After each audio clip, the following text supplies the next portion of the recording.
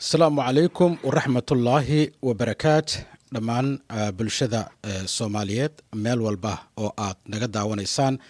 ama aad ka dhegaysanaysaan barnaamijkayagan kusoo dhowaada barnaamijkayagan haddii ilaahay idmo maanta waxaa noogu marti ah wariye ku sugan hadda magaalada laascaanood waxaa yuusuf saxardiid waxaanan barnaamijkayagan uga hadlaynaa arrimihii ugu dambeeyey guud ahaan wadanka soomaaliya gaar ahaan barnaamijkayagan waxaanu ku qaada dhigi doonaa arrimaha waqooyiga soomaaliya xaaladda siyaasadeed etoobiya iyo soomaaliya dhex taalla gaar ahaan arrimihii kasoo cusboonaaday etoobiya oo ahayd inay doonayso inay heshiis ay kala gasho dhinaca iyo somalilan oo ku aadanaa badda soomaaliya barnaamijkeegan haddii ilaahay idmo sida caadada u ah waxaanu u fasixi doonaa dadka qadka si ay barnaamijka ay noogala qayb qaataan haddii ilaahay idmo marka ugu horeysa yuusuf saxardiid kusoo dhowow barnaamijkayagan maanta falanqaynta arrimaha siyaasadda ah waxaa ku sugan tahay hadda magaalada laascaanood marka ugu horeysa aniga hadda xilliga aan ku jiro maalinimay noo tahay maraykanka adiguna dabcan geeska africa ama soomaaliya waxay ku tahay habeennimo rabadaankii waxaa la filayay inuu ku aadan yahay bal waxaad nooga warantaa jawiga magaalada ma laga soomi doonaa berito maxaad nala wadaagi kartaa jawiga ay ku sugan tahay bishan horaanta bisha ramadaanka maanta oo ay ku aadanta maalintii ugu horreysay kusoo dhowow aad iyo aad baad u mahadsan tahay axmed aad baan kuu salaamayaa adiga iyo saaxiibada ku xidhan bartaadan waxaan ku suganahay magaalada laascaanood ee xarunta gobolka sool caasimadda maamulka SSC Khaatumo axmedow sida aad sheegtay saacadda geeska afrika haatan waxa ay tibaaxaysaa 9kii fiidnimo oo gow ah haddii ay wax raacaan waxaa raaca daqiiqado kooban oo ilaa something dhowr daqiiqo ah magaalada laascaanood xarunta gobolka sool oo axmedow aan ku suganahay isla caawa waxaa laga dareemayaa diyaargarow curashada bisha barakaysan ee ramadaanta isla caawa waxaa magaalada laascaanood qaybaheeda laga tukaday salaada taraawiixda kadib markii la oofiyey waajibkii salaada cishe oo axmedow dadka soomaaliyeed ee muslimiinta ahi badidood waxa ay ku xidhan yihiin dalka boqortooyada sacuudi carabiya oo ah runtii waddan barakaysan sacuudi carabiya ayaa bacda salaadii maqrib kadib waxay axmedow shaaciyeen in maalinta berri ah ay tahay maalinta koowaad ee bisha ramadaan sanadka 1445 hijriga oo waafaqsan 24 maarch 11 marka magaalada laascaanood caawa xaaladeedu waa ay degan tahay waxaana dadku ay shacabku u diyaar garoobeen bisha barakaysan ee ramadaan masaajidda qaybtood waxaa laga ogay salaada taraawiixda waayahay ramadaan mubaarak waxaan xasuustaa ramadaankiisii magaaladan ku sugnaa weliba xilligaasi waa xilligii weliba uu dagaal ka socday dabcan ramadaankii hore iyo ramadaankan hadda magaalada u curtay aad bay u kala duwan yihiin dad badanna arintaasi way ka hadlayeen dad badan baa magaalada ka maqnaa oo ka qaxay maadaama uu dagaal uu ka socday magaalada guud ahaan waxaan nooga warantaa bal ramadaankan sida ay hadda ay ku gelayso ilaahay waxaan rajaynayaa inuu ugu wado iyo sida ay uga soo kabsatay ka magaalo ahaan shacabka iyo ganacsigaba axmedow aad baad u mahadsan tahay magaalada laascaanood ee xarunta gobolka sool ramadaantan caawa kowda ah ee berito inoo bilaabmi doontaa waxay dadka deegaanka reer SSC ama reer Khaatumo ay u tahay ramadaantii labaad oo dareenku uu ka duwan yahay 15kii sano ee hore ee la soo dhaafay ramadaantii hore waxaa lagu jiray dagaal ayaa socday dhiigbax ayaa socday dadku waxa ay ku jireen dagaal kaasi ay deegaankooda ku difaacanayeen weliba xilliyo adag bay ramadaantu ku beegantay waxay ku beegantay xilliyadii dagaalku ahaa xasaasiga meelaha adagna uu marayay axmedow ramadaantan caawa curatay ee loo diyaar garoobaya inay berri maalinkeeda koowaad noqoto dadku waxa ay guud ahaan ramadaantan ku soomayaan aad iyo aad u wanaagsan dareen ahaan dadka dareenkoodu aad buu u wanaagsan yahay marka xagga dareenka laga hadlo marka laga hadlayo riyadda iyo nidaamka maamulka magaalada ka jira ee dadku ay ku soomayaanna meeshii ugu wanaagsaneed ayuu marayaa maadaama oo dadka deegaanku haatan ayagu magaaladoodii oo xor ah ay ku soomayaan isla markaasina ay ku ciidayaan xagga cimilada haddii aan ka hadlo deegaanka hadda waxaa ka bilaamatay kaliil baa ka bisha ramadaan waxaa la sugayaa in haddii eebbaha awoodda leh uu qadaro sidii ilaahay looga bartay inay curtaan roobabkii guga ahaa inay curtaan cimilo ahaanna magaaladu aad bay u wanaagsan tahay haddii aan axmedow ku daro dhinaca dib u dhiska isiga magaalada iyo mataqaanaayay sida ay laasacaanood u soo kasbanayso magaalada laasacaanood dadkii waxa ay ka qaxeen xilliyadii dagaalka kadib dagaalkii ayaa muddo dheer socday waqti badan buu qaatay oo 9 bilood ah kadib dadkii deegaanku maalintii gooja cadde 25 Agosto la jebiyey maamulkii SNM iyo ciidankoodii wixii ka dambeeyay ilaa September iyo October dadku dib bay u soo noqdeen sanadka cusub ee 2024na laasacaanood waxaa ka bilaabmay dib u dhiska magaalada laasacaanood 15 sano ayay Somaliland haysatay 15 sano wax horumar ah kama jirin for example dhinaca dhismaha magaalada aad buu u koobnaa hadda magaaladu galbeedka iyo bariga aad bay ugu dhismaysaa dhismayaashaasina waxa ay bilaabmeen sanadkan cusub ee 2000 iyo waxay bilaabmeen 24 iyo wixii ka dambeeyay marka dhinaca dhismaha magaaladu dhinaca horumarka aad bay u wanaagsan tahay haddii aan xagga ganacsiga ka hadlana magaalada ganacsigeedu aad iyo aad buu maaragtay u soo bulaalaya dadkii ganacsatada ahaa oo deegaanka u dhashay oo Puntland iyo Soomaaliya iyo dibadda dadkii ku maqnaa ayaa deegaanka dib ugu soo laabtay oo hal abuur ganacsi la yimid dhalinyaradii aqoon-yahanka ahaa ee wax bartay ayaa deegaankooda maal gashanaya ganacsi ahaana laasacaanood sidii hore axmedow aad iyo aad bay uga duwan tahay waayahay barnaamijkayagan dadka haddana daawanaya waxaanu ka hadli doonaa arrimo badan oo aad u muhiima oo ku saabsan qadiyadan ka taagan hadda guud ahaan waddanka Soomaaliya gaar ahaan arrimaha la sheegaya in Ethiopia ay duulaan ayba ku tahay ciidan ama military dhinaca Soomaaliya barnaamijkan waxaanu ku qaada dhigi doonaa safar la sheegaya in isimada deegaanaadka SSC siyaabo kala duwan ay dad uga hadlayaan safaro meelo kala duwan ay ku aadayaan xiriirka dowladda federaalka iyo SSC waa kaga hadli doonaa waxaan rabnaa sidaas oo kale nambarka shaashada idinka muuqda dadkuna inay nagala soo qayb qaataan maadaama xilligan feedna ay idin tahay haddii lahayd waayahay arrimahaas guud intaanan u gudbin bal xaaladda deegaanka iyo aan dhowr su'aalood oo kale kaa weydiiyo dhinaca maamulka waxaad moodaa inuu dadaal uu u galay xasilinta magaalada maamul u samaynta deegaanka caasimadda weliba aan idhaahdee iyo weliba dhismihii hay-adaha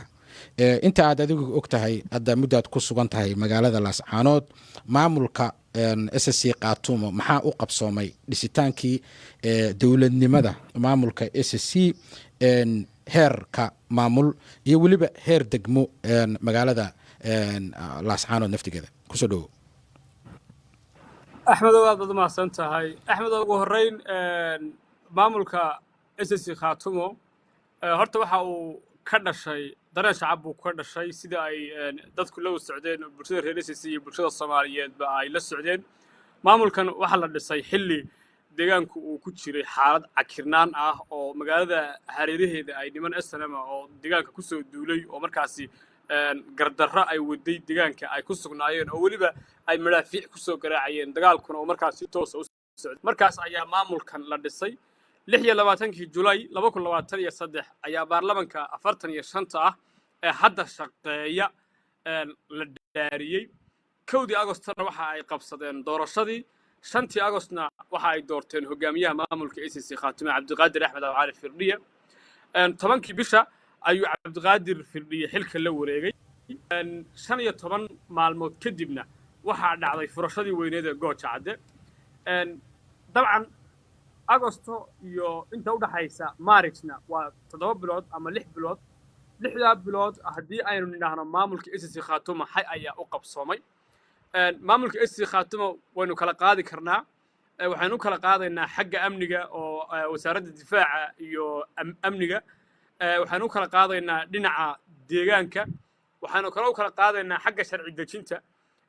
iyo maaragtay maamul daadejinta iyo nidaamka wasaaraduhu xoghaynada qaabka ay hadda u shaqeeyaan ee u dadaalayaan ugu horreyn waxqabadka maamulka haddii aan ku bilaabo wasaaradda maaliyaddu run ahaantii hadda horta waxa ay qabatay waxqabad wanaagsan waxay gacanta ku haysaa haatan oo dhismihiisa ay wadaa bangigii dhexe ee deegaanka waxay sidoo kale wadaa dhismihii wasaaradda maaliyaddu ay ku shaqayn lahayd cashuuraha beriga way ururisaa kastamyadii magaalada Laascaanoodna cashuurta way ka ururisaa wasaaradda maaliyadda maamulka SSC Khaatumo oo runtii markaasi dee dakhli kalaba maamulka uusan lahayn oo ah isha keliya ah ee hadda haatan maamulka SSC Khaatumo ee dhaqaaluhu ay ka soo galaan dhinaca kale axmedow wasaaradda maaliyadda maamulka SSC Khaatumo waxa ay shaqo abuur u samaysay dhalinyarada deegaanka ee waxbaratay ku dhawaad 200 oo qof oo arday ah oo reer SSC ah ayaa magaalada Laascaanood iyo magaalada Buuhoodle waxa ay ku galeen imtixaanaadkaas oo si cadaalad ay wasaaraddu u saxaysay iyada iyo agaasimayaasheeda kala duwan isla markaasina dadkii kaalmaha sare ku soo baxay ay wasaaraddu qaadanaysay oo meelaha kala duwan ay markaasi ka shaqaynayeen oo loo qaatay intaa haddii aan kaga soo gudbo wasaaradda maaliyadda iyo waxqabadkeeda haddii aan u imaado wasaaradda arrimaha dibaddu iyada laftigeedu aad bay u shaqaynaysaa oo safarro shirar ayay ka qayb gashay lagu qabanayay magaalada muqdisho ee caasimadda dalka Soomaaliya runtii wasaaradda arrimaha dibadda arrimaheedu waxa weeye in ay maamulka SSC Khaatumo iyo federaalka aad isugu xidho oo qorshayaasha iyo budgetka miisaaniyadda federaalka iyo Khaatumo ay markasta wada shaqayso oo ay isku xidho wasaaraddaasina aad ayay u shaqaynaysaa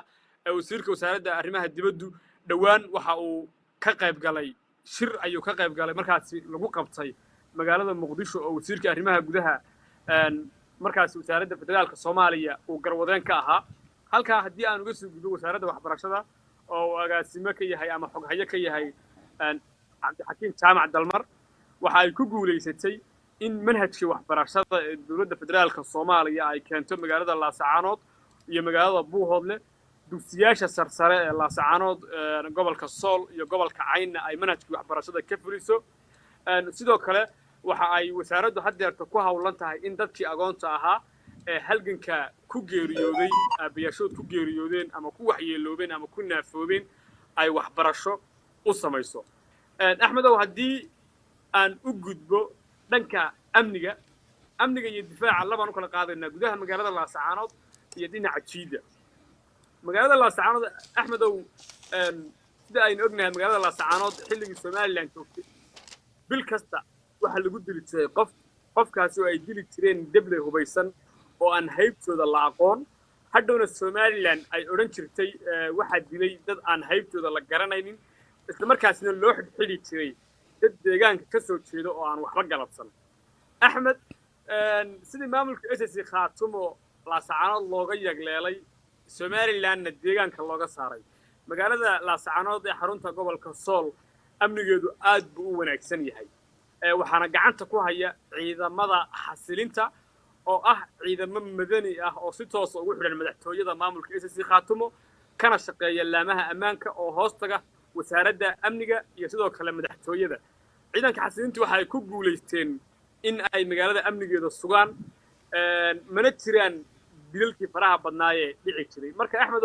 ammaanka magaaladu aad buu u wanaagsan yahay waxa kaliya ah oo maamulka deegaanku uu xoogga saarayna waa dhinka jiidaha iyo difaaca magaalada Guumays ilaa magaalada Lafaweyne Meygaagle Sool joogto Goljarno tuulooyinka dhammaan ku teedsan dhinaca galbeedka oo dhan ciidamadu waa ay ku sugan yihiin difaacana halkaas ay kaga jiraan ciidamada SSC Khaatumo sida ay noo sheegeen madaxda maamulka SSC Khaatumo iyo ismada deegaanka iyo dhammaan waxgaradka siyaasiyiintuba waxa ay sheegeen in iyagu aysan cidna weerar ku ahayn laakiin haddii la soo weeraro deegaankooda ay isdifaacayaan waayahay waxaad dhowr mar xustay wasaaradda arrimaha dibadda waxaan filayaa waxaad ka waday wasaaradda arrimaha gudaha iyo dib u heshiisiinta iyo federaalka ee s c taas baan filayaa oo qaatumo ama s c qaatumo hadda ma ay lahaa wasaarad arrimo dibadeed ma laha dabcan maadaama ay tahay maamul goboleed ama maamul ka mid ah dowladda federaalka soomaaliya marka sixitaan waa wasaaradda arrimaha gudaha dib u dhiska dib u heshiisiinta iyo federaalka s c qaatumo waayahay waxaan rabaa haddaba sidoo kaleba qeybahan dambe inay dadkuna ay nagala qayb qaataan sidaan ognahay xaaladaha guud soomaaliya ka jira soomaaliya meelo badan baa hadda dagaalo ka socdaan laakiin marka laga reebo dagaalka u dhexeeya dowladda federaalka iyo maamul goboleedyada ay kaga soo horjeedaan kooxda al-shabaab dagaalka kaleoo indhoweyd soomaaliya ka socday waa kan ka socday degaanka s c qaatumo ciidamo badan baa meesha ku urursan oo joogay xaaladii u dhexaysay s c qaatumo iyo maamulka somalilan lagama heshiinin kadib dagaalkii bishii 8/5/keedii maxaad nala wadaagi kartaa xaaladda hadda uu ku sugan yihiin ama ay ku sugan yihiin jiidaha guumays iyo meesha la yidhaahdo dhinaca kale og maxaase ka soo kordhay inta adigu aad ka warhaysid axmedow aad baad u mahadsan tahay horta axmedow ugu horrayn somalilan iyada damaceedu mar kasta waxa weeye in ay gaadhaan oo ka xaqiijiyaan sheegashadooda ama gooni-goosadka waxa ay yidhaahdaan inay tagaan xuduudaha isticmaalku dhigay ee xuduud beenaadka ah taasi oo ku siman meel la yidhaahdo yoocada oo ah meel dadka deegaanku ay degan yihiin somalilandaas iyo mataqaanaa in ay deegaankii timaaddo waa tii lasoo afjaray ee dagaalka lala galay waana tii la jabiyey oo maamulka muuse biixi cabdi iyo snm waa tii laga adkaaday oo runtii 25 agosto jabka weyn uu ku dhacay axmedow somalilan markii ay jabtay waxa ay isugu tageen ciidamadoodu magaalada og bay isugu tageen oo u dhaxaysa caynaba iyo magaalada laasacaanood mar kasta halkaasi ayay waxa ay ka wadeen abaabul ciidan ujeedkoodu uu ahaa ay deegaankii dib ugu noqdaan oo riyadoodii ay dib u xaqiijiyaan ayay baarayaan madaxda somalilan marka dhanka somalilan marka la yidhaahdo ciidamada militariga ah ee haatan ku sugan jiidda og iyo sidoo kale ciidamo beeleed taabacsan maamulka somalilan oo deegaanka qorolugud ilaa cayna beelaha dega ay leeyihiin waxa ay ku fogan yihiin inay dagaal mar kale soo qaadaan dadka deegaanku dhaqdhaqaaqaas aad bay ula socdaan laakiin axmedow dadka deegaanku iyagu marnaba weerar ma aha jiidaha marka la yidhaahdo dhaqdhaqaaqu mar kasta waxa uu ka taagan yahay dhinaca somalilan oo ciidamada huwanta ah iyo isugu jira ciidamada madaniga la baxay ayaa mar kasta la filayaa inay weeraro gaadma ah iyo kuwo si toosaba ay ku soo qaadaan ciidamada hore ee ku sugan jiidaha hore ee difaaca SSC Khaatumo dhawaan ismada SSC Khaatumo ayaa hadlay waxa ay sheegeen in ay ka warhayaan kuna baraarugsan yihiin dhaqdhaqaaqa ciidan oo wada musabixi oo doonayo inuu ku soo weeraro furimaha hore ee jiidaha ciidamada SSC Khaatumo sidoo kale axmedow waxa hadlay hogaamiyaha maamulka SSC Khaatumo Cabdiqaadir Axmed Cabdiye oo dhawaan isu soo bax ku qabtay garoonka magaalada Laasacaanood ee Cabdi Bilaa Cabdi waxa uu sheegay Cabdiqaadir Firriye in Somaliland ay wado dhaqdhaqaaq ciidan oo ay doonayso inay weeraro ku soo qaado marka axmed su'aashaadii jawaabteedu waxa weeye aad weydiisay haddii xagga dhaqdhaqaaqyada ciidanka laga hadlo dhaqdhaqaaqa ciidan way jiraan oo dhanka Somaliland ka soo socda ha yeeshee dadka deegaanku iyo ciidamada SSC Khaatumo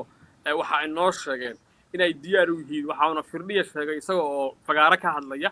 in musabixi uu tabi doono haddii uu dagaal dambe soo qaado lagana adkaan doono ayuu la wadaagay dadka waayahay dhawaan xilkii xokayaha amniga SSC Khaatumo ayaa iscasilay maxamuud yuusuf gurey waxaana jira arrimo guuxa buuq dhawaan isagu naftigiisa ka dhacay dhankaas iyo baarlamaanka bal aan ku hormaro arrinta wasiirka dabcan inkastoo aadan wax badan aada saa uga sii hadli karin saan filayo laakiin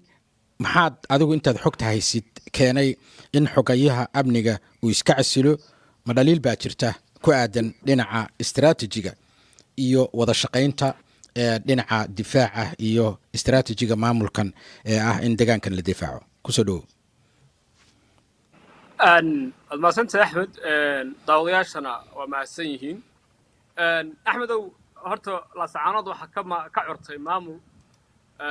maamulkuna waa nidaam dowladeed weeye nidaamka dawliga ahna qofku waa la iska casili karaa qofkana xilli waa laga qaadi karaa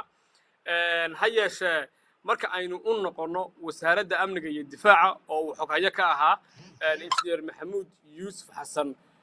oo iscasilay maxamuud yuusuf xasan iscasilaadiisaasi waxa uu ku sheegay warqaddii uu isku casilay marka sida saxaafad ahaan aanu anagu la soconno haddaanu nahay warbaahintii deegaanka gobolka khilaaf fara badan oo soo kala dhex galay madaxtooyada iyo wasaaradda amniga iyo difaaca ma uusan jirin ha yeeshee wasiir maxamuud yuusuf xasan xogayaha maamulka wasaaradda amniga iyo difaaca oo haatan iscasilay waxa uu sheegay warqaddii uu isku casilay ayaa waxa uu ku sheegay in ay jirtay wada shaqayn la'aan ka dhaxaysa isaga ka wasaaraddiisa iyo madaxtooyadiisa sidaas ayuunu isku casilay arrintaasna waxaan rajaynayaa maamulka SC Khaatumo iyo ismada deegaanku inay ka wada fadhiisteen oo maxamuud yuusuf xasan iyo madaxtooyada cabdiqaadir axmed aw cali firdiye dhammaantood laga wada fadhiistay oo la xalliyey wasiirku waxa uu ahaa xildhibaan ka tirsan 45ka golaha sharci dejinta ama golaha dhexe loo yaqaano maxamuud yuusuf xasan baarlamaanka SC Khaatumo ayuu qayb ka ahaa maanta fadhiis oo maanta soo xidhay kalfadhigii koowaad ee golaha baarlamaanka SC Khaatumo marka istiraatiiji ahaan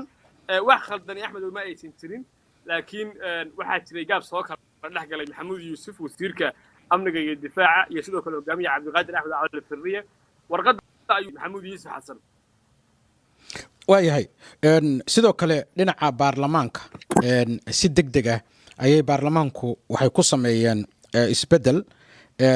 baarlamaanka ama iraahde golaha SC Khaatumana arrintaasi waxay dhalisay buuq qaar ka mid a waxyaalihii lagaga hadlay ama lagu falanqeeyey ama wax ka bedelka isbedelka lagu sameeyey waxaa ka mid ahayd magaca golaha ama xubnaha golaha oo markii hore loo yaqaanay guddiga ama loo yaqaanay xubin ka mid ah golahaas loo bedelay xubin baarlamaan halkii xoghaye la oranayayna loo bedelay wasiir arrimahaasi dadka qaarkood waxay u arkaan in xukuumadda hadda la siiyey 2 sano inay doonayso inay wakhti dheeraysato oo ay 2 sano ku darsato tanna ay tahay isbedelkaas horaantiisa arrimahaas maxaa ka og tahay se inta aad ogtahay adigu waxyaalihii ka dhacay baarlamaanka maxaad nala wadaagi kartaa axmed aad u mahadsan tahay golaha dhexe ee maamulka SC Khaatumo oo gudoomiyaha u yahay jaamac yaasiin shirarka kala duwan saacanood ku qabteen sidii caadada ahayd hore ugu qaban jireen maanta u dambeysay waxa ay soo xidhan kalfadhigii dhammaan xoghayaasha aan idhaahde xubnaha baarlamaanka intii joogtayna waa ay soo xaadireen intii la heli karayey buuq waxaa jiray soo shaacbaxay dhowaan oo ah ku aadan mooshin laga keenay in dastuurka la furo dastuurka markaan leeyahay waxaan u jeedaa axdiga ku-meel gaarka ah ee maamulka SC Khaatumo waa kii lagu dhaariyey hogaamiyaha maamulka gudoomiyaha golaha dhexe iyo sidoo kale xubnaha maamulka SC Khaatumo kii lagu dhaariyey oo ah axdi ku-meel gaara axdigaas ayuu hogaamiyaha maamulka SC Khaatumo cabdiqaadir axmed aw cali firdiye waxa uu u gudbiyey golaha dhexe in ay ku sameeyaan dastuur furid oo kale ama axdiga in la furo si wax looga bedelo marka baarlamaanka ayaa u codeeyey nidaamkii codaynta ee loo marayey waxa uu ahaa nidaam gacantaaga 33 mudane ayaa gacanta u taagay in wax laga bedelo axdiga maamulka SC Khaatumo marka waxaa jiray xubnaha qaar ka tirsan maamulka SC oo iyagu dhaliilsanaa hanaanka baarlamaanka loo hor keenay axdiga iyo qaabka loogu codeeyey marka waxay ku doodeen in la soo maro nidaamka ku qoran axdiga oo ah marka hore in guddi farsamo loo magacaabo kadib guddigaas farsamadu ay madaxweynaha la wadaagto madaxweynuhu uu dib ugu soo celiyo qodobo noocaasa ayay markaa iyagu ku dhaliilayeen mooshinkana sidaas ayay ku keeneen waan arkayay xubnaha qaybtood oo warbaahinta ka hadlay iyagoo oo dhaliilaya nidaamka kalfadhiga nidaamka loo furay khaatumo arrinta kale muddo kordhinta axmed waad mahadsan tahay shacabka reer khaatumo kolley dadka shacabka ahi siyaabo kala duwan bay dowladda uga hadlaan oo u falanqeeyaan arrimaha siyaasiga ah ee markaasi taagan ha yeeshee guuxa keliya ah oo magaalada Laascaanood ku jira waa in aysan jirin wax muddo kordhin ah oo maamulka uu samaysanayo laakiin bulshada qaybteeda ay qabto gaabis ka jira maamulka waxyaabihii uu qaban lahaa oo xogaa gaabis ah ayay dadku maamulka ku dhaliilayaan laakiin axdigan in dib loo furo waxa keentay axmedow in lagu noqdo oo dadku ay codeeyaan oo axdiga loo gacan taago waxaa keentay in la bedelo sida xubnaha aad sheegtay meeshii ahayd xubin golaha dhexe ah ama meeshii hogaamiyaha loogu dhawaaqayay hogaamiye oo sidoo kale meeshii loogu dhawaaqayay wasiirka xoghaye loogu dhawaaqayay in waxyaabahaas oo kale la bedelo oo sida maamulada dariska ah ee galmudug iyo puntland iyo xubnaha qaybta dowladda dhexe ee federaalka Soomaaliya sida ay ugu qoran dastuurka in sidaas oo kale lala mid noqdo laakiin maamulka waa maamulka meel gaar ah waxyaabahaas ayaa keenayay in dastuurka dib loo furo sidoo kale axmed waxaa wanaagsan in shacabku ay ku baraarugaan oo aynu la wadaagaynaa waxyaabaha ugu waaweyn ee axdiga loo furay waxaa ka mid ahaa ku qoran qodob sheegaya in haddii loo baahdo ama xoghayn loo baahdo laga soo saarayo golaha dhexe ee 45 xubnooda marka qodobadaasi ayaa ka mid ahaa hadda for example wasiir baa iscasilay waxaa laga yaabaa in wasiirro kale iscasilaan dooddu waxa weeye wasaaraddaas wasiirkeedii iscasilay xaggee ayaa laga keenayaa ma shacabka reer khaatumo iyo aqoon-yahanka laga soo dhexulaya mise waxaa dib loogu laabanayaa golihii dhexe ee sharci dejinta qodobadaasi ayay axmed u ahaayeen waxyaabihii aadka looga doodayay ee laysku hayay waayahay qodob ka mid a waxyaalaha wax laga bedelay waxaa lagu yiri waxaa ka mid a in haddii qofka lagu soo darayo gaar ahaan dadka xukuumadda ka shaqaynaya ama maamulka madaxweyne firdhiya la shaqaynayo in laga keeni karo dibadda uusan qofka qasab uusan ahayn inuu ka mid ahaado 45taasi adiga aragtidaada ama dadku siday u arkeen qodobkaas yaasa la filaya ama la tuhmaya inay ka mid noqon doonaan waxaan ogahay rag badan oo hadda maamulka naftigiisa ama la shaqeeya ama gudaha waddanka joogo oo loo arkay inay muhiim yihiin in ay rabaan inay ka mid noqdaan maamulka gaar ahaan kalena shaqeeyaan arrimaha dibadda iyo isku xirka dhinaca federaalkaba maxaad kala socotaa arrimahaas axmed markii horeba axmedow dadka deegaanku way ka cagajiidayeen in 45 xubnood wax kasta lagu koobo deegaanku waxa uu leeyahay dad aqoon-yahan oo fara badan waxa uu leeyahay dhalinyaro Soomaaliyeed oo deegaanka u dhalatay oo reer SSC ah oo wadamada dibadda ah iyo sidoo kale gudaha dalkaba wax ku baratay markii horeba shacabka reer SSC Khaatumo in awoodda lagu koobo 45 xubnood way ka cagajiidayeen maadaama li'annahu axmedow xildhibaanada baarlamaanka SSC Khaatumo waxa ay ka soo dhexbaxeen 45 xubnood xoghayntu waxa ay ka soo baxday 45 xubnood guddoonka baarlamaanka ama golaha dhexe waxa ay ka soo baxeen 45 xubnood hogaamiyaha iyo ku-xigeenka dhammaantood waxa ay ka soo baxeen 45 xubnood marka waxay ahayd 45 xubnood oo markii hore dasiya lagu dhisay iyaguna markaasi la rabay inay waddanka istiqraar gaarsiiyaan oo deegaanka maamul ay u sameeyaan laakiin shacabku markasta arrimahaas way ka cagajiidayeen horaanba oo way yara dhaliilsanaayeen haatan in qodobkaasi wax laga bedelo oo dib loogu noqdo dadka deegaanku aad iyo aad ayay niyad ahaan ugu niyadsan yihiin runtiina aad bay u soo dhaweeyeen markaad fiiriso goobaha ay dadku isugu yimaadaan goobaha lagu caweeyo iyo meelaha dadku ay markaasi shaahiyada iyo ku cabaan iyo qaxwayaasha waxa aad loo hadalhayaa waa qodobkan marka dadku aad bay arrintaas ugu niyadsan yihiin si wanaagsanna way u soo dhaweeyeen haddii la yiraahdo yaa ka mid noqon kara qof kasta oo reer SSC ah oo waxa weeye xaq kule deegaanka ayaa ka mid noqon kara way jiraan shakhsiyaad la tuhmayo haddii beri kamaan loo baahdo in dad la keeno la filayo inay yimaadaan laakiin qof kasta oo reer SSC ah ama dibadda ha joogo ama dalka ha joogo ama meel kale ha ku maqnaadee uu xaq u leeyahay inuu ka mid noqdo maamulka SSC Khaatumo sida markaanu sidaa u hadlayna Axmedow ma aha inaanu maamulka SSC Khaatumo aanu xubin ka nahay laakiin waa sida xuraanka iyo xogaha nagu soo gaarayaan oo shacabka deegaanku aanu ka warsanayno iyo sidoo kale madaxda maamulka SSC Khaatumo oo aanu xiriiro kala duwan la leenahay waayahay isimada deegaanka saxaafadda dhinaca weliba social mediaha waxaa aada laysu dhex marinayay inay ka heleen martiqaad madaxweynaha Jabuuti oo laleeyahay isagu naftigiisa ayaamaha waa ku cakirayd maxaad kala socotaa maxaa ka jira in isimadu ay tegayaan meesha la yidhaahdo Jabuuti sida aan xanka ku maqlay nin ama hal dhaqan ismada dhaqanka ka mid ah ayaaba jooga Jabuuti hadda oo u aaday arrimo baasaboor wax noocaas oo kale ama ka xumahay arrimo gaara oo aadaan iraahdee marka waxaad nala wadaagtaa arrimahaas maxaa ka jira inay isimada u socdaan Ismaaciil Cumar Geelle oo markii hore dadka SSC aad ka soo horjeedeen haddana isagu naftigiisa la leeyahay Muuse Biixi uu ka soo horjeeda horta ugu horreyn waxa wanaagsan in dib loogu laabto maxaa keeni kara safarka isimada Muuse Biixi iyo Ismaaciil Cumar Geelle madaxweynaha Jabuuti iyo hogaamiyaha maamulka Somaliland Muuse Biixi waxa ay isugu dhaceen oo ku kala boodeen heshiiskii 1 January Muuse Biixi uu la saxiixday ra'iisul wasaaraha Ethiopia Abiy Ahmed kaasi oo sheegayay in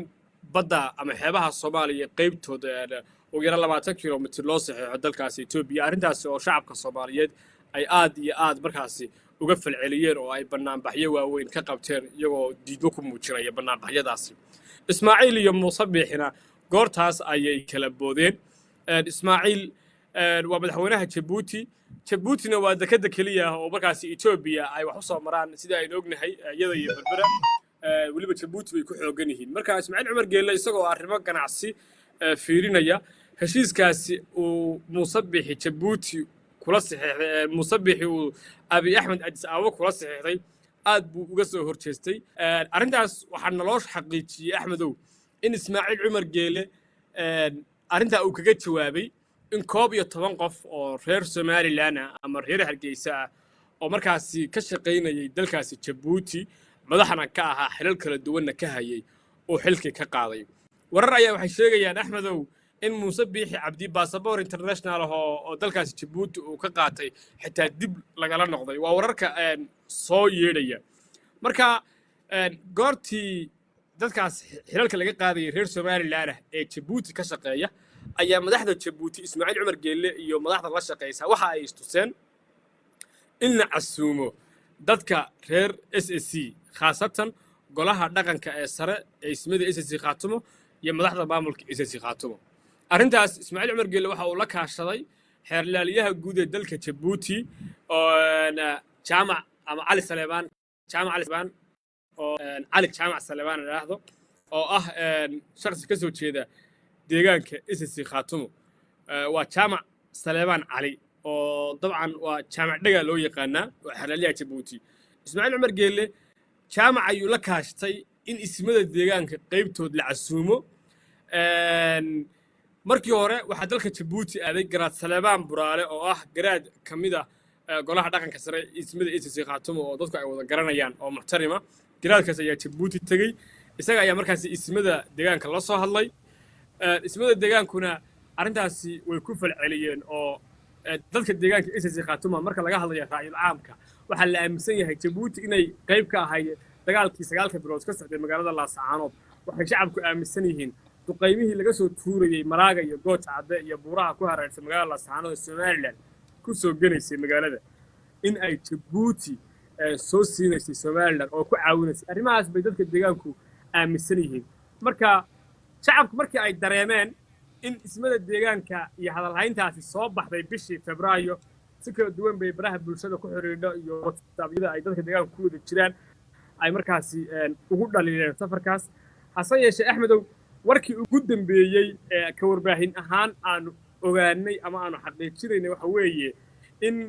isimada deegaanka 5 isin oo ka mid ah ay maanta oo axad ahayd ay ka duuli dooneen magaalada Garowe garoonka diyaaradaha magaalada Garowe ee General Maxamed Abshir iyaga oo ku safri doona diyaarad khaas ah oo Ismaaciil Cumar Geelle iyo Djibouti ay soo dirtay dabcan Axmed oo maantana axad bay ahayd ismadiina ma ay safrin marka waxaan filayaa inay wax isbedeleen waayahay qodobkaas waa jeclahay inay dadka nagala qayb qaataan sida ay u arkaan haddii isimadu ay safarkaasi safrayaan oo tegayaan iyo haddii meel kaleba lagu kulmaya inay ku habboon tahay in ay la kaashan karaan bal markan waxaa la yidhaahdaa mucaaradkaaga ama cadowgaaga cadowgiisa waa saaxiibka bal waa arki doonaa arrimahaasi halka ay ku dambeeyaan waxaan rabaa arrintan Ethiopia dabcan Ethiopia waxay leedahay waxaan rabnaa meel aanu ka geli karno badda Soomaaliyana badaad u ballaaran bay haysataa nimankana dhaqaale badan bay rabeen hadda isbedel weyn bay Ethiopia samaynaysaa dagaalna gudaheedu wuu ku socdaa waxaa laga yaabaa inay ku fikirayaan inay shidaal soo saartaan inay maxaan ku yiraahdaa aad uga faa'iideystaan biyaha faraha badan ee wadankooda buuraleydiisa ka soo dhaca ganacsiyo waaweyn bay la leeyihiin way ka go'an tahay anigu sida aan qiyaasayo in ay Ethiopia ay hesho bad way ka go'an tahay adiga hadda waxaa joogtaa gobolka Sool guux badan baanu maqlaynaa dhinaca Ethiopia iyo dhinaca Somaliland inuu abaabul oo ka socdo dawladda Ethiopia inay qorsheysanayso inay ama iyadu ama ay ku taageerto Somaliland oo deegaanka loo qabto Muuse Bixina codsigiisii uu ahaa aniga ayaa bad idin siinaya idina ila qabta gobolkaas marka dadka odayaasha waxgaradka shacabka arrimahan dhiilada leh siday u dareensan yihiin maxaase wararka aad xogta aad helaysay magaalada maadaama aad joogtid ay ku sheegayaan Axmed horta dadku wada xoogaal ma aha bulshada waxaa ku jirta qayb fara badan oo propagandada iyo wararka been abuurka ah ee la faafinayo u nugul badina dadka deegaanku waxay u badan yihiin dad la socda arrimaha deegaanka oo si dhow sensitive uga ah waxyaabaha soo kordha laakiin Axmedow arrinta Ethiopia marka koobaad sida loo bumbuniyay uma jiraan waxaan arkay warar fara badan oo baraha bulshada lagu baahiyay oo leeyahay magaalada Buuhoodle qaybteedii bay soo galeen xuduudda SSC bay soo galeen arrimahaas waxba kaba aysan jirin waxaa jirtay habeen hore oo aan filayo inay ahayd habeenkii Jimcaha ama habeenkii Sabtida soo galaysay waxaa jirtay Axmedow in dadka deegaanku ay aad u faafinayeen sawirro laba gaari oo nooca loo yaqaano uuraalka ama bagaasaha baabuurtii dawladdii hore ee Soomaaliya oo kale ama baabuurta markaas Ruushku ay bixiyeen dawladaha siin jireen laba gaari oo noocaas oo ciidamada Ethiopiyana ay saaran yihiin oo calanka Somaliland laga taagay oo dadka deegaanku ay baraha bulshada ku baahinayeen baa jirtay arrintaasi number 1 xagee ayay ka soo curatay xagee ayay salka ku haysaa inta aanan u guda gelin khilaafka Ethiopia iyo arrimahan ciidamada iyo waxyaabaha ay ku fogeeyeen dhanka Ethiopia jirta baabuurtaas baraha bulshada calanka Somaliland lagu buufiyay ama guryahaasi loogada Somaliland ku buufsan tahay hoos taagnaa waxay ahaayeen Axmedow sawirro 2000 laga qaaday ciidamada Ethiopiana oo markaas galbeedka Soomaaliya ama meesha hadda isu taqaana Somaliland waliba gobolka geeska xiga baabuur marayay oo markaas sawiraanta laga soo qaayeen kadib waxa loo adeegsaday in laga dhigay 2024 bishan aynu ku jirna March in ciidamo SSC ah ciidamo Ethiopian ah oo waliba kuwa federaalka ay gudaha u soo galeen deegaamada SSC marka arrintaas waxay ahayd arrin propaganda ah anu markii aan ku baraarugay propagandada noocaas ah oo cadawgu ay faafinayaan ama dadka mataqaanay saxaafadda reer Somaliland iyo warbaahinta Somaliland ay deegaanka ku faafinayaan waxaan la xiriiray wasiirka warfaafinta Soomaaliya wasiirka warfaafinta maamulka SSC Khaatuma aan dhaahday engineer Daahir Ingeyd wasaaradda warfaafinta ayaan la xiriirnay iyadaana noo xaqiijisay in ay wararkaasi been abuur yihiin ayna jirin ciidamo federaalka Ethiopia oo deegaanka SSC Khaatuma ama xuduudaha soo galay marka axmed oo intaasi dadka ayaan rabaa inaan ku baraarujiyo oo la wadaago ha yeeshee guuxa taagan marka laga hadlo arrimaha etoobiya sida saxda ah waa sax in ay doonayso bad soomaaliyeed oo ay markaasi gaadho meel kastaba ka gaadheen waana sababta ay muuse biixi heshiiska ula wada galeen marka etoobiya oo interest badeed doonaysa iyo muuse biixi oo dagaalkii lagaga adkaaday oo interest leh ayaa heshiis wada galay qodobada lagu heshiiyey dadkan deegaanka iyo dadka soomaalida ah waxay aaminsan yihiin in muuse biixi uu yidhi waxaan rabaa in la ii qabto dhulka SSC xuduuddii ingiriisku jeexay ama xuduud baneedin la gaarsiiyo idinkana halkan aan bad idinka arrintaas ayay ku heshiiyeen baa la yidhi laakiin axmedow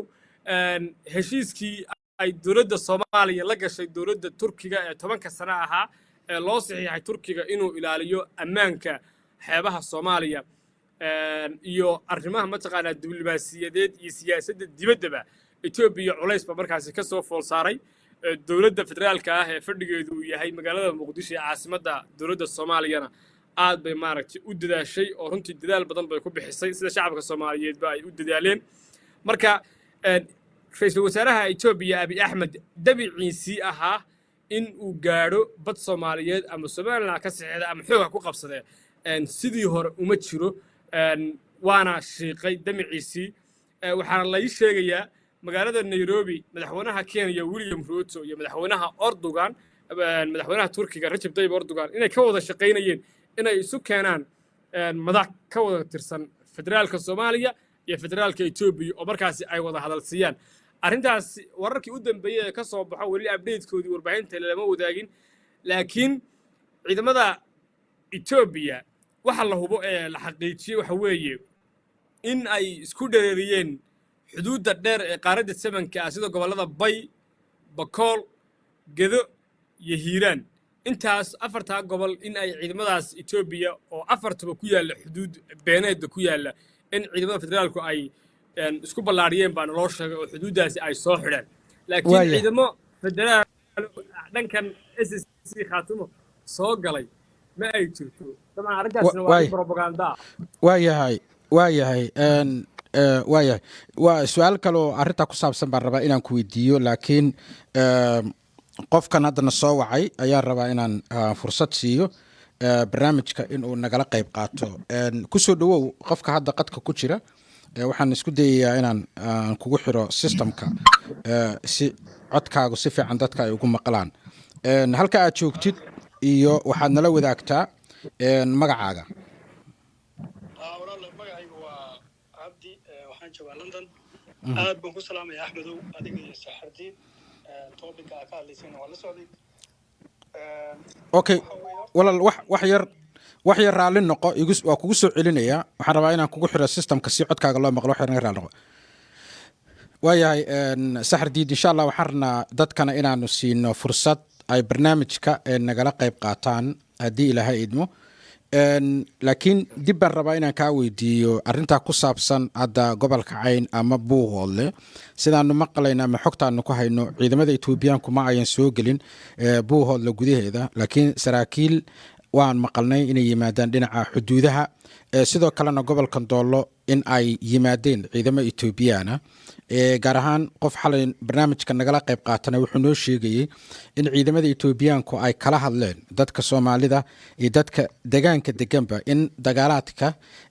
oo dabcan ay ula jeedaan haddii dagaalo halkan ka bilowdo inayan ka qayb qaadan karin marka maxaad war ka haysaa marka laga reebo Soomaalida kale inteeda kale dhinacan ku aadan SSC in ciidamo Etoobiyaan ama aga yimaadeen ama ay saraakiil noqdaan ama ciidan noqdeen axmedow dadka deegaanku xuduud beenaadka ay Soomaalida u taqaano dadka deegaanku waxay ka degan yihiin 700 kilomitir bay ka degan yihiin gobolka Doolo badidiisa dadka deegaanku ayaga ayaa degan dowladda Etoobiyana siyaasad u degsan baa jirta oo ah in wixii xuduudda ku jira ay u aqoonsan yihiin inay yihiin dad Etoobiyaan ah markii colaadihii ay dhaceen hadda dagaaladii ka soo kale kuwii u dambeeyay halkan ka dhacay gobolka Sool kale way jireen hadda magaalada xiriiranka la yiraahdo oo kale magaalooyinka xuduudda mara ciidamada Ethiopia kuwa Soomaali ah oo wada socdo laakiin ka wada socdo federaalka Ethiopia ama dowlad deegaanka ayaa yimid oo dadka ku wargelinay inaan laga qayb qaadan colaadahaas. Okay, waaye waa igu xilmilayahay weli laakiin qofka ku jira qadka oo hadda ingiriiska naga soo wacaya ku soo dhawow walaal barnaamijka aragtidaada waxaanu ka hadlaynay dabcan arrimaha geeska Afrika gaar ahaan arrimaha Ethiopia iyo Soomaaliya iyo in ay dhici karto in Ethiopia ay qaado tilaabo military ku soo dhawow wixii aragtidaada ah oo ku saabsan barnaamijkaas ku soo dhawow. aad u maasanta Axmedow horta Ethiopia sida wax loo sheegayo waxa weeye wax ma jiraan dadka waxa weeye information fiican baan haynaa Ethiopia of course maamulka Somaliland heshiis bay la gashay oo waa la wada ogaa MOU-gii fashilmay of course taas waxay saameyn ku lahayd dhanka amniga oo waxaan la soconay hogaamiyaha maamulka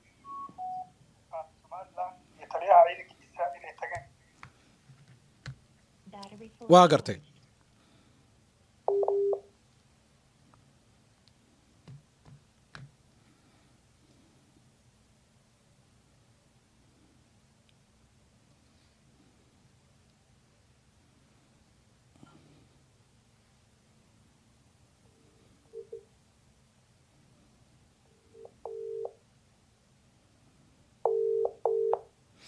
waayahay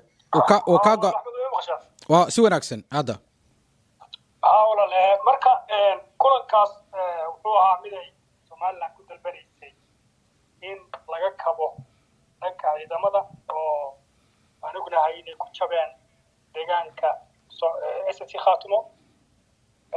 marka saameynta uu ku yeelanayo heshiiskaas dhanka SSC wuxuu ahaa dabcan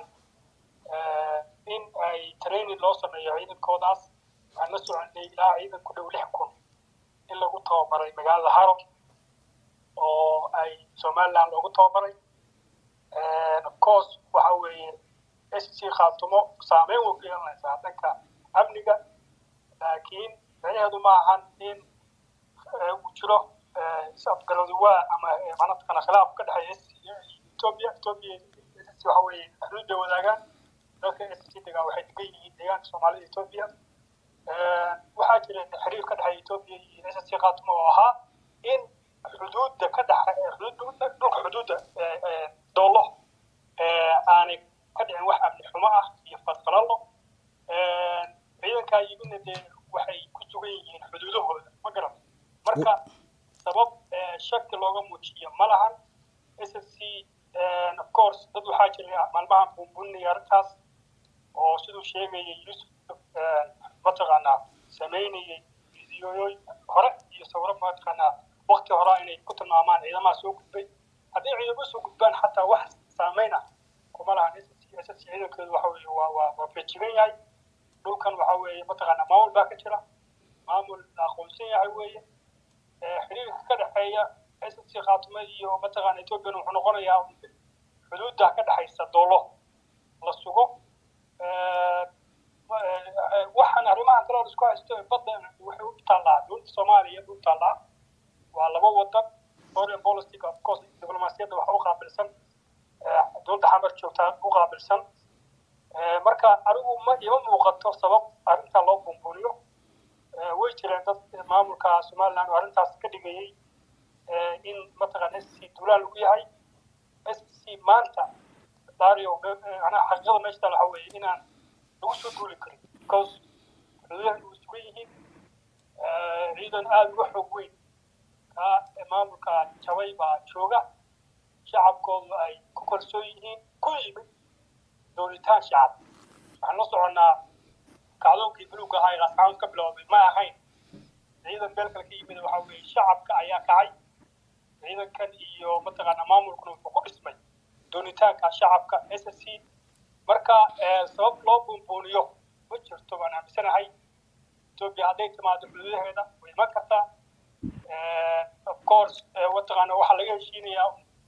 amnigaas maaragtay gobolka inuusan khalkhal gelin waayahay waxaan rabaa inaan ku weydiiyo su-aal dabcan qodobada aad taabanaysid waa qaar ka mid ah waxyaalaha ay dadku isku maandhaafsiisan yihiin. waxaad hadda sheegtay in dadka SSC iyo Ethiopia gaar ahaan gobolka Doolo ay xuduud dheer wadaagaan. haddaan ku weydiiyo xuduudaasi ma waxaa hadda mas-uulka ciidamo dowladda federaalka ay u taliso ama ay soo dirtay baa mas-uulka ah mise SSC ayaa mas-uulka ah? haddii marka xuduud dheer ay SSC la leedahay dowladda federaalkuna ciidamo xoog leh ayaan ka joogin ama ciidankii deegaanka ayaan qaramayn, miyaynan ahayn SSC inay arrimaheeda siyaasadeed iyo teeda ciidanba ay kala fariisato ama ay kala hadli karto Ethiopia oo ay dowladda federaalka u fariisan maadaama dowladda federaalka hadda ciidan uusan ka joogin SSC? وسؤال وناكسن horta dowladda federaalku ciidankeedu ma soo gaarin SSC mataqaana ciidanka jooga SSC waa ciidan dowladda mataqaana SSC hoos yimaada beel maahan SSC mataqaana amni xumo ka jirta maanta maahan waa beel amniya waa gobolada ugu amniga badan dalkan Soomaaliya marka ciidanka suugayaana waa ciidan deegaanka u dhashay su'aasha ugu weydiinay sidoo ah inaynu kala hadalno xuduudahaas SSC dhanka Doolo Ethiopia waa sax weyn arrintaas waa arrin socotay haddana ma bilaaban waxay bilaabatay xilliga halkii socday meeshan waxa weeye waa meel muhiim u ah Ethiopia waxaan la soconaa laascaanood 2007 marka la qabsanayay TPLF ka dambeysay nimankaas Somaliland waxa meesha keenay oo la soconaa waxay ahaayeen TPLF baahay sababta u keenana wax kale ma ahayn waxay ahayd meesha waxay u arkayeen meel halis ku ah maadaama ay jireen jabhado ka dhex dagaalamaya Ethiopia oo aan laftiga ka ahayn waxaa loo haystay laascaanood iyo deegaanka Sool iyo Sanaag iyo Cayn inay yihiin dad mataqaanaa halgankaas nimanka aan la fahmay ama jawxu ay kula jiray Ethiopia inay caawinayaan marka arrimahaas waa laga feejignaa Ethiopia arrinta wala socotay hadda laftigeedana waxa weeye waa la isla macnaha meesha waa la hayaa waxba aan waxaan aaminsanahay mataqaanaa arrinta la boonboonin inaynu mataqaanaa danaheena kala hadalno cid walba waxa weeye xaq baan u leenahay xadka naga dhaxeeya Ethiopia of course dad Soomaali naga dhaxeeya maahan Ethiopia xabashi maahan xarana maahan waa deegaanka Soomaaliya Ethiopia oo Mustafa madaxweyne ka yahay iyaga lagala hadlayaa iyaga lagala heshiinayaa arrintaas way socotaa marka hadda imaashaha yimaadeen kaliya maysan iman xuduudda Buuhoodle waxay yimaadeen gaalkacyo duleedkeeda waxay yimaadeen ilaa mataqaanaa Shilaabi tageen وعيدا فتوش كسعودي ما هاي عيدا دولان كنت توبي حدودها خمسة كنت كرتو دل وحوي مدح بناوي الصوماليا أرنتاس ميدا كوكا حيسا معها ما قرأت مركا إنه وحوي إنه الحدود نسونا متغانا مانتا واحد إنه كعب سيقة بنو وعيدا كيسي كعب سيقة وان مجرى of course ما ملكا شباي ليحكم بصوتها وبرتج ولا قاعاوي توبي كعاوسي ميل إيجيني أنا ملحن عيال هذا اللي صار وبيه ومتقنا خبرت لهاي ما واجهين كران إذا كان أساسي خاتمه مركا واحد عبسي أنا لاري يوم مقطع dadka buubunay waxaan aaminsanay inay doonayaan inay ka dhex abuuraan tension aan loo baahnayn deegaanka si khaasatan Ethiopia. Okay, waa yahay waxaan ogahay dad maamulka hadda jooga la taliya ama la talinaya inay aragtida aad adigu hadda qabtid ay qabaan. طبعا waxaan oran karnaa waa aragti saliima waa aragti Soomaalinimo iyo duulinimo iyo kala dambeyn ku salaysan waa aragti sax waxaad hadda qaybtii hore barnaamijka aad noo sheegtay in Ethiopia dhawaan ay u tababartay 600 oo ciidan ah ay u tababartay Somaliland marar badanna waxaan xogta ku helnaa inay Somaliland saraakiisha waliba ay u tababarto arrinta hadda naftigeeda aad adigu sheegaysay bal hadda detailskeeda nala wadaagi kartid ciidamadaas maxay ahaayeen maxay ugu tababartay Ethiopia hadda horta Ethiopia weligeed bay tababaraysaa Somaliland ciidankeeda ugu badan iyaga mataqaana hatta tacticada ay ku dagaalamayeen waxa ka caawinaya Ethiopia waxa weeye dagaalkii la qaanoodna runtii wuxuu muujiyay in tacticadaas Ethiopia ku dagaala gasho loo yaqaano human way ama mataqaana mawjada dadka dagaalka loo yaqaano oo runtii laba qaybood qayb defensory iyo qayb artillery waxaan la soconay madaafiic lagu garaacay magaalada Laascaanood oo shacabka laga dhacay taas waxa weeye waxay muujinaysaa inay isticmaalayeen human way tacticadaas way shaqeyn weyday because dadka SSC waxa weeye waa dad dagaalyahana waa dad mataqaanaa tababarka xagga ciidanka ku wanaagsan marka Ethiopia haddii mataqaanaa ay caawisay Somaliland waxaa maanta muuqata inay fashilantay arrintaas nidaamkii ay ku dagaalgalayeen waa nidaam mataqaanaa laga tegey 1945 baa ugu dambeysay dagaal Human Wayne la soconaa dagaalka labada adduunka oo lagu galo waa tactica fashilantay bay ahayd marka axmedow Ethiopia caawinayso Somaliland oo weligeed ka dhaxaysay wayna la socotay Ethiopia in meeshan mataqaanaa dadku aysan doonayn inaysan raalli ka ahayn in dadkanu maamul samaystay maamulaha halis ku ahayd gobolka ama xuduudaha ama garanaysa nagala dhexeeya maamulka deegaanka Soomaalida in fact maamulka Soomaalida uu la socday arrintan waxay la soconaa shirkii ugu horreeyay mataqaanaa SSC qaatimo odayadooda ay qabtaan in lagu qabtay meesha beelada Jigjiga wax tension oo ka dhexeeya Ethiopia iyo SSC qaatimo ma jirin dagaalkaas socdayna runtii Ethiopia waxay isku dayday inay ciidankii SNM la geeyo magaalada Og oo ay kala taliyaan waana diideen oo international community waxaa la soconay inay dhahaan ciidanka meesha kala baxa marka sabab ma jirto maanta Ethiopia in loo ka dhigo cadow haddii caawinayso of course ninkaas waa isqaawiye maanta waxa weeye badaha uu gaday oo gobolka awdal uu iibiyo waxa wax kala maahan jabka gaaray inuu khasbo dadkaas garanaysaa uu hadda mataqaanaa madax barashada u haysto ee Hargeysa iyo Burco degan SSC-na uu mataqaanaa u samaystay ciidan ka difaaci kara sababtaas way sababta Ethiopia badahaas uga gaday meeshan waxa weeye waa isla socdaa wax emotional lagu maamulayo ma jiraan SSC maanta waxay leedahay hoggaan mataqaanaa arrintaas ku wajigan waxaan waa doonitaan shacab macquul lama noqonayso in mataqaanaa waddan aynu darisnahay oo runtii haddii si loo eego mataqaanaa aynan waajihi karin in dagaal aynu la galno inaynu ka feejignaana loo baahan yahay magaran waaya intaadan naga bixin maadaama adiga telefoonka ka hadlaysid Yusuf baan ku noqon doonaa barnaamijka qaybtiisii kale waxaan rabaa inaan adigu ku weydiiyo dabcan kuma aanan weydiin laakiin waxaan filayaa waxaad ka soo jeedaa deegaanka SSC waaya waxaan rabaa inaan ku weydiiyo waxaad tiri waddanku dowlad dhexe oo federaal uu leeyahay waanu kugu raacsiisnahay dee sida dowladnimada tahay in la kala dambeeyo dadka qaarkood waxay qabaan laakiin dowladda hadda xamar ka jirta inayan ahayn mid lagu hadlayn karo qadiyadda iyo talada siyaasadeed ee deegaanaadka SSC dhawaan waxaan maqalnay ama buuq ilaa iyo hadda socda jira oo la leeyahay isimada ayaa waxay ka helaan casuumaad Ismaaciil Cumar Geelle aragtida adigu ma qabtaa in Ismaaciil Cumar Geelle oo kale haddii uu marti qaado isimada dhaqanka inay u tagaan kalana hadli karaan arrimo la xiriirta deegaanka axmed horta Ismaaciil Cumar Geelle dhinac buu ahaa dagaal ka socday sood macnaheedu waxa weeye sagaalkii bilood ee SNM duqeynaysay magaalada shacabka leenaysay haweenkii carruurta barakicinayay maamulkaasi waxaa la hayaa hubkii lagu garaacay magaalada Lascaanood baa la hayaa wax balaawaalana maaha wax lagu eedeynayana maaha oo wax xaqiiqa ah marka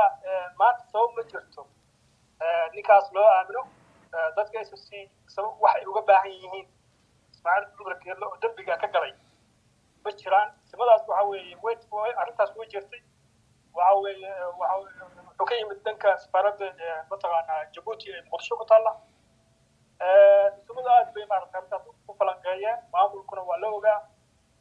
ugu dambeynna waxaa la gaaray aan meesha la tegin sabab loo tagaana aysan jirin meesha maamul baa ka jira haddii Djibouti ay doonayso inay maamulka la hadasho jaanis baa jira wadooyin sabab marka odayaashu u tagaan meesha ma jirin haddana way baaqdeen wax keenayna ma lahan saa aaminsanahay in ninkaas loo tago waayo dambiyu ka galay gobolkan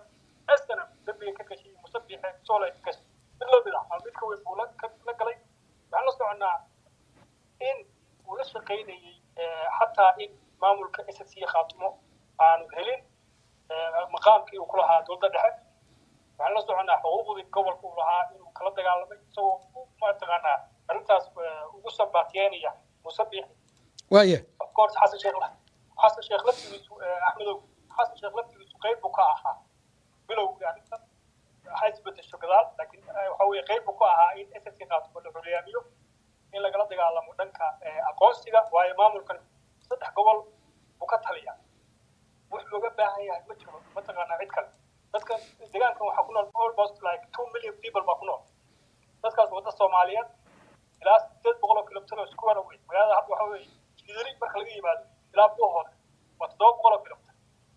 waayahay waayo walaal adigoo aad u mahadsan waana kugu dheeraaday raalli noqo laakiin waan rabaa dadka fikirkaaga aaminsan in aan bal barnaamijkan iyagu naftiga aragtidooda la wadaagaan haddii la yidhaahdo Ismaaciil Cumar Geelle sidaan maqlayno isagaa maanta la leeyahay wuxuu ka soo horjeedaa Muuse Biixi iyo heshiiska isagoo markaa danihiisa dhaqaale uu arkaya dabcan waana broker marka la fiiriyo ama dilaal hadda geeska Afrika sida aan ognahay haddii aad tiraahdeen yaa la aadin Djibouti haddii aad tiraahdeen Ethiopia yaan xiriir la yeelan oo dowladda federaalkan uga dambeynaa haddii maanta meeshaasi dhibaato ay ka dhacdo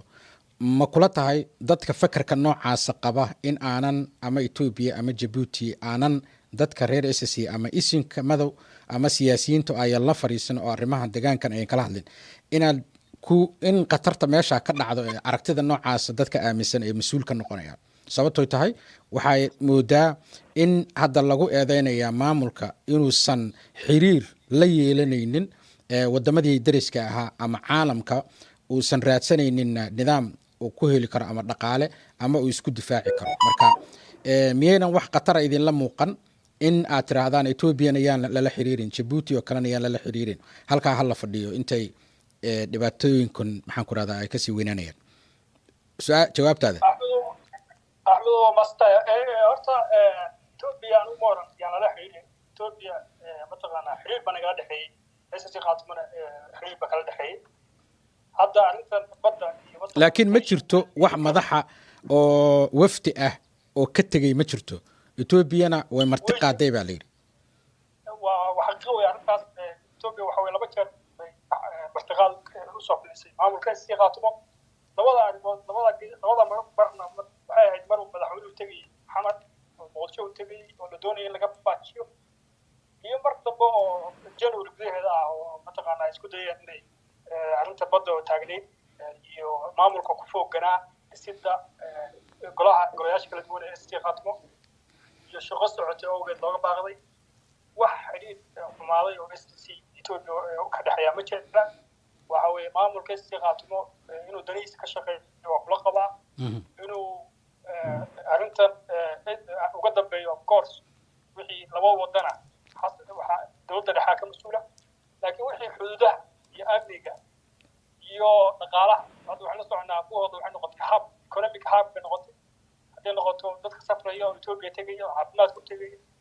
hadday noqoto dhaqaalaha xataa meesha mataqaanaa dekada garaacad waxaa ka yimaada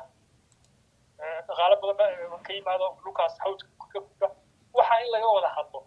waynu ku qasbannahay maamulku lagu qasban yahay laakiin arrinta Djibouti Axmedow ninkaas waxa way dambi buu naga galay dadka shacabka ah ee la laayay isagaa ka dambeeyay waxaan la soconnaa hubkiisu inay meesha ka joogeen marka iyadoo la iscaadinba inuu odayaal la hadlo iyadoo maamulka joogo wax la aqbalaya maaha waxaanu yeeli karnana maaha waxa weeye arrintaasuna maahan arrin keenaysa in maamulku uu tabar darayo maamulku wax xooggan yahay innagu waa isku filannahay waxaan u baahannahay keliya waxa weeye dakhliga iyo canshuuraadka la bixiyo in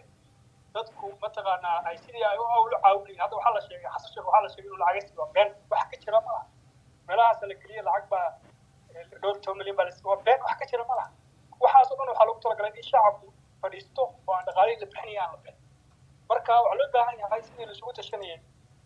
in laisugu tashado arrinta kale waxaa weeye waxaan ku xaqiijinayaa maanta SSC qaatmo ma jirto awood boqolin karta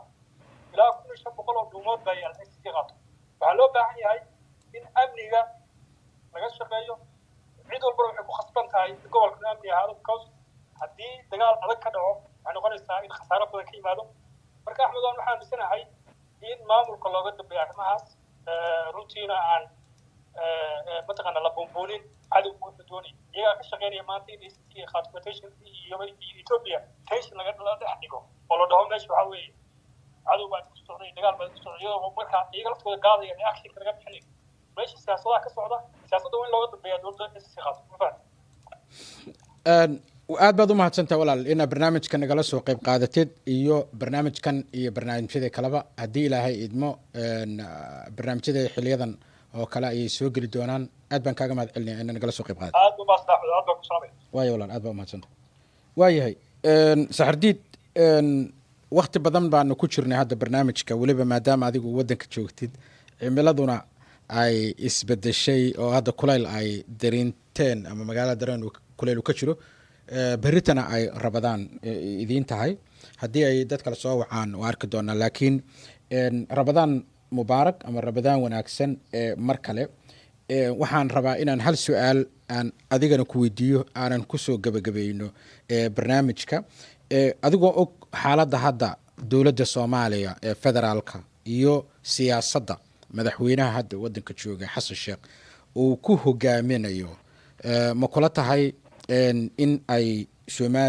maxaan ku irahdaa SSC Khaatumo ay faraha ka laabato xiriirkeeda u gaarka ah ee wadamadan jaarka la ah ama caalamka mise waxaad aaminsan tahay in iyadoo dowlad dhexe ay jirto laakiin dowladdan dhexe ayan sidii la rabay ama sida la rabay ayan uga howlgeli karaynin difaaca deegaankan inay iyadu u galgasho ama galaangal ula samayso wadamada oo u madax banaanaado maxay kula tahay aragtidaada waa su-aasha ugu dambeysaan raba barnaamijka inaan kusoo gabagabayna haddii lahayd gaar ahaan weliba safarka isimada oo kale maxaad ka aaminsan tahay shakhsiyan axmedow aad baad u mahadsan tahay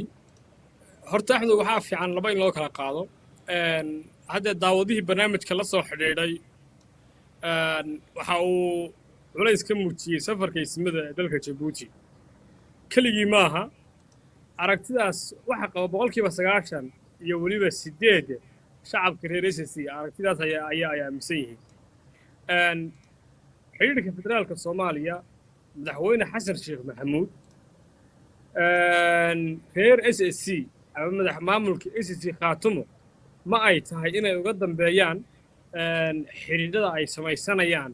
ay darisyada la samaysanayaan inay uga dambeeyaan dowladda dhexena su-aashaasna axmedow laba loo kala qaadaya marna waxaynu ka eegaynaa dhanka shacabka iyo sida hadda aanu dareenka dadka magaalada Laascaanood iyo inta badan reer SSC aanu ka aqriyi karno marna waxaanu ka eegaynaa dadka hoggaanka maamulka SSC haya madaxtooyooyinka ka shaqeeya maamulka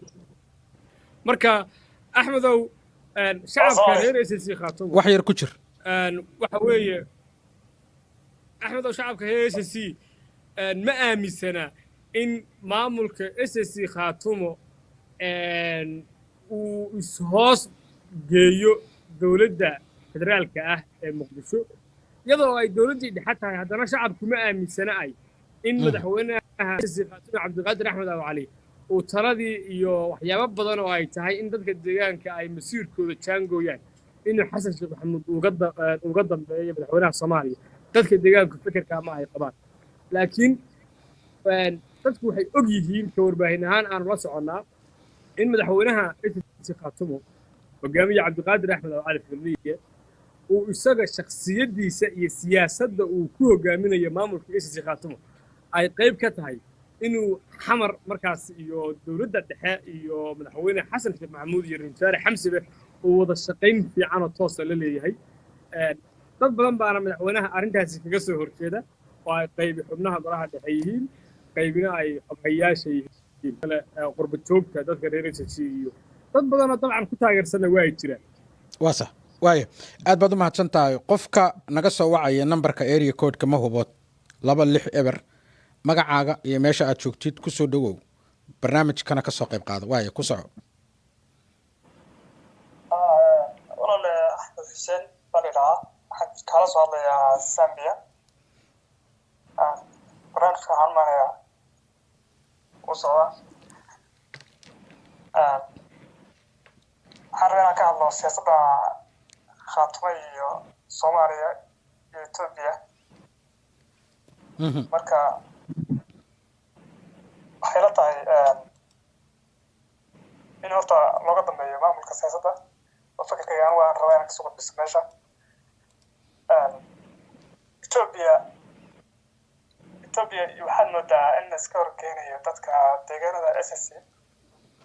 sida daraaddeed waxay la siyaasadda. waa gartay sababta ah waxaa ka muuqata in la iska horkeenayo siyaasadda Ethiopia iyo maamulka SSC. waddankuna dowlad buu leeyahay, dowladda federaalka ee Soomaaliya waa meesha dowlad ka ah, maamuladana iyaga hoos taga. marka aniga wax kusoo gabagabeyn lahaa arrinta in looga dambeeyo. maxaa looga dambeynayaa dowlad federaala oo hadda Soomaaliya wada xukuntaa ma ka jirtaa? dabcan waqooyiga Soomaaliya dowladda federaalka ma xukunto. Somaliland maanta ma ay bixiseen qaybo ka mid ah badda Soomaaliya.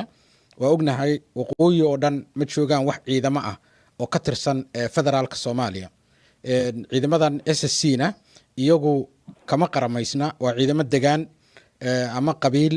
ama maxaan ku irahdaa kuwa ugu dhowbaa cilaaqaad la leh Puntland iyo SSC. marka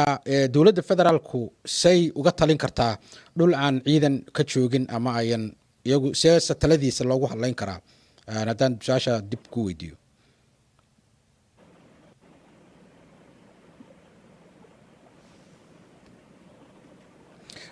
waayahay qofkaasi qadka wuu ka go-ay. haddii uusan ku soo celin, aad iyo aad baan kaaga mahad celinayaa yuusuf saxardiid inaad barnaamijka iyagan hadda live-ka ah nagala qayb qaadatid adigoo ku sugan hadda magaalada Laascaanood. barnaamijkanna waxaan isku dayi doonaa, dabcan rabadaanna waa la gelayaa, inaanu falanqayntan aanu sii wadno, ama xilli ay maalinimo idiin tahay ama xilli ay habeen ay tahayba. haddii ilaahay idmo, aad iyo aad ayaan kaaga mahad celinayaa. rabadaan mubaarak. aadna waan ugu faraxsanahay. waxaan malaynaya markaan kasoo tegay rabadaan bay ahayd, dagaalna markaas ka socday magaalada, xaaladii ku sugnayd magaalada waan ogaa. inta aanan ka bixin, dabcan bishan waa bil rabadaana, waa bilay dadku sooman yihiin. dhinac walaac wuu jiraa, colaada laga baqayo inay dib u qaraxdo. tan kale haddaan erey ku siiyo, waxaa jira magaalada dee dabcan dad fara badan oo ciidan ah oo dhalinyaro ah oo jooga magaalada, kuwaasoo reerahoodii iyo qoysaskoodii uga yimid difaaca magaalada. aragtidaada maxaa laga qaban karaa ama qurbo joogtu ay ka qaban karaan in loo sameeyo goobo ay dadku ku soomaan ama dadka la taageero ama la caawiyo bishan rabadaanka? waa su-aashaan isle ku gabagabeeya barnaamijkayga caawa. axmed waad baad mahadsan tahay. dadkii ciidamada ahaa ee jiidaha hore ku sugnaa horta difaac ay ku sugan yihiin, jiida ayayna joogaan. wixii xuquuqahoo maamulka ay ku leeyihiinna dhowaan inay qaadan doonaan ayaan warka ku haynaa, oo ay maaragtay maamulka isii khaatimo oo mushaaraadka ciidamada iyo ay fasixi doonaan sida ay noo sheegeen. inkasta aanu ka xunnahay inaanu warbaahinta marino. marka laga hadlo shacabka reer SSC khaatimo, axmedow, waxay aaminsan yihiin marka la yidhaahdo maxaad ugu baaqaysaa, for example, aragtideeda khaaska ah markay noqoto aragtideeda khaaska ah, dadka mutadawiciinta ah waxaan jeclaan lahaa inay maaragtay inay iska bilaabaan iyaga dhexdoodu inay bilaabaan barnaamijyo ah caawin oo ay dadka markaasi ku caawinayaan, oo ay leeyihiin barnaamijyo ah for example oo kale afuri walaalka, ama mataqaanaa barnaamijyo dadka muxsiniinta ah ee Soomaaliyeed ay si guud uga qayb qaadanayaan, si khaasana dadka reer SSC ay uga qayb qaadanayaan. marka waxaa qurbo joogta iyo dadka gudaha ku sugan laftigooda laga rabaa in ay la yimaadaan borogaraamo markaasi dadkii dhaawacyada ahaa, dadka tamarta yar ee dagaalada ay saameeyeen, in mataqaanaa borogaraamo lagu caawinayo oo bisha barakaysan ee ramadaan looga faa'iideynayo inay bilaabaan ayaan rajaynayaa. marka taasi ayaan kula talin lahaa qurbo joogta reer SSC iyo qurbo joogta Soomaaliyeedba inay u dhuun daloolaadaan oo arrimahaas ay ka shaqeeyaan. runtiina axmedow, way jiraan dad loo wakiilan karo oo magaalada Laascaanood ku sugan oo maamulkana la shaqeeya, deegaankana jooga. haddii ay noqon lahaayeen ururo dhalinyaro oo ururo samafala, haddii ay noqon lahaayeen dad iyagu markaasi khayraadka ka shaqeeya arrimahaas waa la helayaa marka guud ahaan axmed waxaan kusoo koobayaa jawi ramadaan baa la galay waana suurtagal in bishan barakaysan ee ramadaanta somalilan ay deegaanka weerara ku soo qaado inkasta oo diyaar loo yahay sida aynu ka dheehan karaynay ama ka akhrisan karaynay khudbaddii madaxweyne cabdiqaadir firdhiye marka dadka deegaanka waxaan leenahay isku tashada qurba joogta haddii aad tihiin iyo haddii aad gudaha deegaankaba ku sugan tihiin aadna waan idiin salaamaynaa meel kastoo aad joogtaan waxaan idin leeyahay shakhsiyan ramadaan mubaarak baan idin leeyahay waayahay sidoo kalena dabcan yuusuf wuxuu ka soo shaqeeyey saxaafad media kala duwan aniguna sidaasoo kale waxaad uga barateen meelo kala duwan dabcan welina ama idaacad magaaladan ama barnaamijyo kale oon ku jira way jiraan localka maraykanka ah laakiin Somali Direct TV oo ah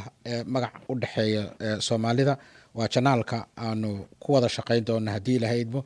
sidaasoo kalena aan rabno inaan u gudbino dhammaan meelo kala duwan oo caalamka ah Soomaaliya ama Afrikada kale ama meelo kaleba haddii aad daawanaysid barnaamijkan waa jeceshahay inaad ka mid noqotid bahda ama tiimka Somali Direct TV meel walba aad joogtid waa nala soo xiriiri kartaa haddii Ilaahay idmo barnaamijka yagan caawa haddii Ilaahay idmo intaas ayaanu ku gabagabayn doonaa haddii Ilaahay idmo waxaana isaga oo live aad uga daawan doontaan barta Facebooka Somali Direct TV sidoo kalena waxaad ka daawan doontaan insha Allah YouTube-ka inta aanu ku kulmi doono barnaamijka ku xiga qayb baan idinkaga tegaynaa haddii aad u baahan tahay ogeysiis ama xayeysiintiinana in la idinka sii daayo telefishinkan fadlan la soo xiriira sidaas iyo nabadgelyo barnaamijyada idaacadda KCYSLB waxaa taageeraha dukaan xalaalka Nasiib Grocery dhammaan dadka ku dhaqan St Cloud Suqraabid iyo Sarteel iyo Nawaa xiganba waxaa la ogeysiinayaa dukaanka Nasiib Grocery inaad ka heli kartaan hilibka ariga oo fresh waxaan ognahay dad badan inay aad u daneeyaan hilib ari fresh oo lagu soo dhexgooracay Minnesota gudaheeda leh hilib wanaagsan iyo maraq wanaagsan haddaba Nasiib Grocery kala xiriir haddii aad u baahan tahay hilib ari fresh sidoo kale waxaad ka helaysaa hilibada kala duwan sida hilibka geela hilibka kalluunka iyo hilibka digaagaba waxaa kaloo ka helaysaa dhammaan adeegyada kale sida bariiska noocyadiisa kala duwan iyo baastada waxaa kaloo ka helaysaa waxyaalaha macmacaanka oo ay caruurta badanaa jecel yihiin sida buskudka iyo keega waxaad kala kulmaysaa dukaankan shaqaale wanaagsan oo ku raali geliya kala xiriir Nasiib Grocery ciwaanka 3316 3rd Street North qolka 138 St Cloud Minnesota ama telephone numberka 32248874 dukaankani waxa uu ku yaalaa suuqa Soomaalida ee Feeliteerka waxa uu xagga dambe ka saaran yahay geerada mahadsanidin